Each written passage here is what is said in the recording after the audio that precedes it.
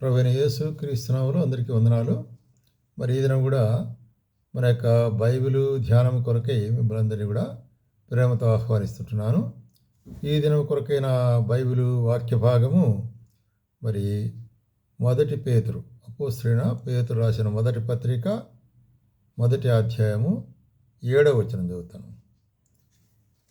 మొదటి పేతురు మొదటి పత్రిక మొదటి అధ్యాయము 7వ వచనం.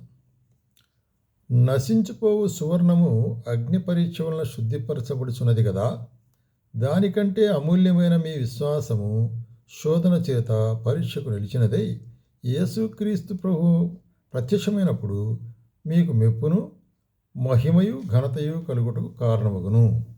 వస్తున్న మరి పేతురు రాస్తూ ఏమంటున్నాడంటే, ఇక్కడ అమూల్యమైన మీ విశ్వాసము అగ్ని పరీక్షకు, ఎందుకంటే ఎట్లాగా ఒక పోలిక చెప్తున్నాడంటే, సువర్ణము బంగారం అనేటువంటిది అగ్నిలో పరీక్షింపబడుతుంది. అగ్నిలో ఎంతగా కరిగించేసినట్లయితే అంత శుద్ధిపరచబడుతుంది, అంటే అగ్ని తగలాలి.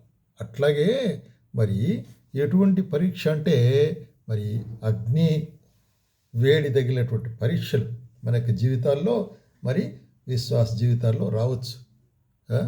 మరి ఎంతో కష్టమైనటువంటి పరీక్షలు రావచ్చు. అయితే వీటన్నిటిలో కూడా మరి ఎందుకొరకు ఇది అనుమతిస్తున్నాడంటే, అమూల్యమైనట్టుగా మనకు విశ్వాసము ఏం చేయబడుతుందంట, మరి శుద్ధి చేయబడి ఇంకా ఆయనకు మనం సమీపముగా మనము మరి ఆయన ప్రత్యక్షతలో, ఆయన రాకడలో ఆయన కొరకు మరి నిలబడే వాళ్ళం ఉండి మరి ఏం చేస్తున్నామంటే, మరి మీరు ఆయనను చూడకపోయినను ఆయనను ప్రేమించున్నారు కదా. అదే విశ్వాసం అంటే, చూడకపోయినను ప్రేమిస్తుంటున్నారు. అయితే మరి ఆయనను ప్రేమించున్నారు కనుక ఇప్పుడు ఆయన కనులారా చూడకే విశ్వసించున్నారు. మీ విశ్వాసమునకు ఫలమును అనగా ఆత్మరక్షణ పొందుతూ చెప్పన సఖ్యమును మహిమాయుక్తమైన సంతోషమును ఆనందించున్నారు. కాబట్టి ఆ యొక్క శ్రమలు లేక మరి పరీక్ష అనేటువంటి యొక్క మరి దానికి విశ్వాసంలో నిలబడినట్లయితే మనకేమవుతుందంట, చెప్పన సఖ్యమైన మహిమాయుక్తమైన సంతోషం మనకు దొరుకుతుందంట. రెండవదిగా మనం చూస్తున్నాము, అదే 18వ వచనంలో 18-19 వచనాల్లో, పితృపారంపర్యమైన వ్యర్థ ప్రవర్తన విడిచిపెట్టినట్లుగా వెండి బంగారం వంటి శేవస్తుల చేత మీరు విమోచింపబడలేదు కానీ అమూల్యమైన రక్తము చేత, అనగా నిర్దోషమును నిష్కలంకము గొర్రెపిల్ల రక్తము చేత, క్రీస్తు రక్తము చేత మీరు విమోచించబడుతారని మీరు ఎరుగుదరు కదా అంటాడు. కాబట్టి రెండవది ఇక్కడ మనకు చెప్పబడే కార్యం ఏంటంటే, అమూల్యమైన రక్తము అనేటువంటిది. అమూల్యమైన రక్తం, ప్రెషియస్ బ్లడ్ ఆఫ్ క్రైస్ట్.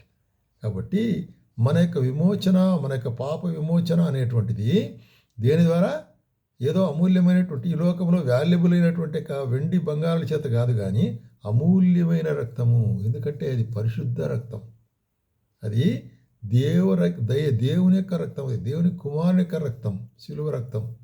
కాబట్టి దాన్ని ఏమంటున్నాడంటే, అమూల్యమైన మరి ఎటువంటిది, నిష్కలంకము నిర్దోషమైన గొర్రెపిల్ల వంటి రక్తం, క్రీస్తు రక్తం. అటువంటి నిర్దోషము నిష్కలంకమైన రక్తం ద్వారా మనం ఏం చేయబడుతున్నట్ట, విమోచించబడి ఉంటున్నాము. ఆయన రక్తం ద్వారా మనం విమోచించబడి ఉంటున్నాము అనేటువంటిది రెండవదిగా మనం చూస్తుంటాం, అమూల్యమైన రక్తం. మూడవది మనం చూస్తుంటాము, అదే 2వ అధ్యాయము, మొదటి పేతురు 2వ అధ్యాయం 4వ వచనములో చూడండి. మరి ఇక్కడ ఏమంటున్నాడంటే, మరి 4వ వచనంలో, మనుషుల చేత విసర్జింపబడినను దేవుని దృష్టికి ఏర్పరచబడినది అమూల్యమును సజీవమునైన రాయియగు ప్రభువు వద్దకు వచ్చిన వారై. అమూల్యమైన రాయి, దాన్నే ప్రభువు అంటున్నాడు అనమాట. కాబట్టి లివింగ్ స్టోన్, ప్రభు లివింగ్ స్టోన్ అంటున్నాడు అనమాట, అమూల్యమైన రాయి. కాబట్టి అమూల్యమైన రాయి అనేటువంటి కారణం ఏంటంటే, అది పరీక్షించబడిన రాయి అంటారు కదా. మరి చూసినట్లయితే ఈ యొక్క రాయి ఇక్కడ యేసుక్రీస్తును మరి అమూల్యమైన రాయిగా మారుస్తుంటున్నాడు అనమాట, అట్లా పోలిక చేసి.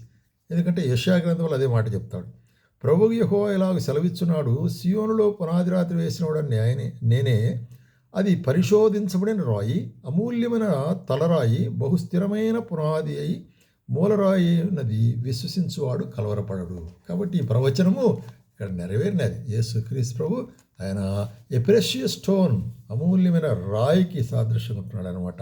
ఈ యొక్క రాయి మరి ఏదా పునాది రాయిగా ఉంటున్నది అనేటువంటి, కాబట్టి అమూల్యమైన రాయి. అట్లాగే క్రీస్తు అమూల్యమైన వాడు అనేటువంటిది అట్లా రాయి అనేటువంటిది కాకుండా అమూల్యమైన సజీవునకు రాయి ప్రభువునొద్దకు మీరు వచ్చి ఉంటున్నారు అంటాడు కదా. 6వ వచనంలో ఏమంటాడంటే, 6వ వచనంలో ఇదిగో నేను ముఖ్యమును ఏర్పరచబడినది అమూల్యమునకు మూలరాతిని సీయోనులో స్థాపించున్నాను, ఆయనందు విశ్వసించువారు ఏమాత్రము కలవరపడడు. కాబట్టి అమూల్యమైన రాయి, అమూల్యమైనట్టే ప్రభు. కాబట్టి ఆయనందు విశ్వసించువారు ఏమాత్రము కలవరపడడు, సిగ్గుపడరంటారు, కలవరపడు అంటాడు. అదే రోమిలకు రాసిన పత్రికలో తిరిగి అదే వచనాన్ని చెప్తుంటున్నాడు. ఎందుకంటే ఈ రాయి అనేటువంటి లేక ఈ బండ క్రీస్తు. కాబట్టి ఈ యొక్క బండైన క్రీస్తు మరి అమూల్యమైన రాయి, అమూల్యమైన క్రీస్తుగా మనం అక్కడ చూస్తున్నాం. తర్వాత మనము తర్వాత చూసినట్లయితే 5వదిగా మనం గమనించినట్లయితే 3వ అధ్యాయము, 1 పేతురు 3వ అధ్యాయము 4వ వచనంలో ఒక మాట చెప్తాడు. సాధువైనట్టు మృదువైనట్టునైన గుణమును అక్షయాలంకారములు గల మీ హృదయపు అంతరంగము స్వభావం మీకు అలంకారముగా ఉండవలను. కాబట్టి ఎటువంటిదంట మరి దేవుని దృష్టికి విలువైనటువంటిది కదా. ఎటువంటిది అది మరి సాధువైనట్టుది, మృదువైనట్టుది అన్నటువంటి, వెలుపలి అలంకారం కాదు, అంతరంగ అలంకారము అనేటువంటిది కదా. దట్ ఈస్ దేవుని దృష్టికి మరి ఎటువంటిదిగా ఉంటుందంటే అది విలువైనటువంటిది, దట్ అమూల్యమైనటువంటిది అనేటువంటి కార్యం. కాబట్టి మన హృదయాన్ని దేవుడు పరీక్షిస్తాడు. కాబట్టి మన హృదయము మన యొక్క అలంకరణ బయట అలంకరణ కాదు, సాధుత్వము, మృదుత్వము అనేటువంటిది. అంటే మీక్నెస్ అండ్ ఆల్సో ఒబీడియన్స్, ఇవి మనకి జీవితాల్లో అలంకరణగా ఉంటాయంటారు.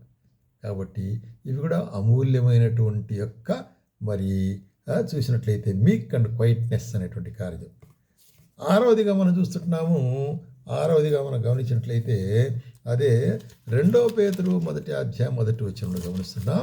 1వ అధ్యాయం 1వ వచనంలో యేసుక్రీస్తు దాసుడును అపోస్తలుడైన సీయోను పేతురు మన దేవుని యొక్క రక్షకుడైన యేసుక్రీస్తు యొక్క నీతిని బట్టి మీ అమూల్యమైన మీ విశ్వాసము పొందిన వారికి, అమూల్యమైన విశ్వాసము, ఎటువంటి విశ్వాసం ఇది? అమూల్యమైన విశ్వాసం, ఇది గొప్ప విశ్వాసం, ఇది వెలకట్టలేనటువంటి విశ్వాసం ఇది. కాబట్టి మన విశ్వాసం అమూల్యమైన విశ్వాసము. తర్వాత అది 6వదిగా మనం చూస్తున్నాము, అమూల్యమైన విశ్వాసం అంటాడు. అట్లాగే 7వదిగా మనం గమనించినట్లయితే మరి 4వ వచనం, అదే 2 పేతురు 1వ అధ్యాయం 4వ వచనం, ఆయన మహిమాగుణాతిశయమును బట్టి ఆయనకు మనకు అమూల్యమును అత్యధికములైన వాగ్దానములు.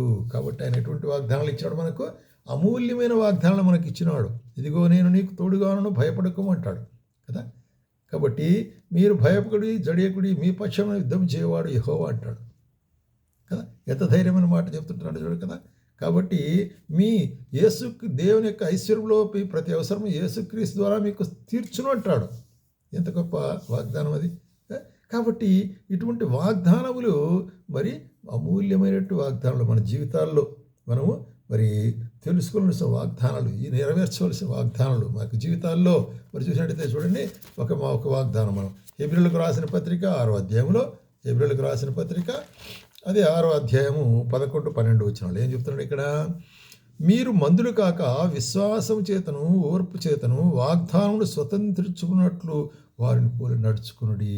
కాబట్టి వాగ్దానమును స్వతంత్రించుకున్న వారుగా మనము నడుచుకోవాలంటున్నాడు. ఎందుకంటే మీ నిరీక్షణ పరిపూర్ణమగు నిమిత్తము మీరు ఇదివరకు కనపరిచిన ఆసక్తిని తుదమట్టుకు కనపరచాలి. కాబట్టి దేవుని ఆసక్తి, దేవుని పనులైన ఆసక్తి, దేవుని సేవ అయిన ఆసక్తి, సువార్త అయిన ఆసక్తి అనేటువంటిది మనము వెంబడించి దాన్ని ప్రకటించవలసి అనుకుంటున్నాం.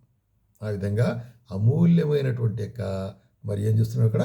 వాగ్దానాలు. కాబట్టి పేతురు 7 అమూల్యమైన కార్యాలు చెప్తుంటున్నాడు. మొట్టమొదటిగా అమూల్యమైనటువంటి యొక్క అగ్ని పరీక్షను పోలినటువంటి పరీక్షలు కదా. అట్లాగే 2వదిగా అమూల్యమైనటువంటి క్రీస్తు రక్తము అనేట్టు చూస్తున్నాం. తర్వాత అమూల్యమైన రాయి అని చూస్తున్నాము, అమూల్యమైన ప్రభువు అంటున్నాడు అక్కడ క్రీస్తు. తర్వాత ఐదవదిగా అమూల్యమైనటువంటి యొక్క మరి ఎటువంటి గుణలక్షణాలు మీక్నెస్ అండ్ క్వైట్నెస్, అటువంటి మరి సాధుత్వం మృదుత్వం అనేటువంటి. తర్వాత ఆరవదిగా అమూల్యమైనటువంటి యొక్క విశ్వాసము అనేటువంటి కారణం. ఏడవదిగా మనం చూస్తున్నాము అక్కడ అమూల్యమైన వాగ్దానాలు ఆయన మనకి ఇచ్చినాడు. కాబట్టి ఈ శ్రేష్టమైన అమూల్యమైన సంగతులను మనకు ధ్యానించుకుంటూ మన జీవితాల్లో మన క్రైస్తవ జీవితంలో ముందుకు సాగటం ప్రభు మనకు సహాయం చేయను.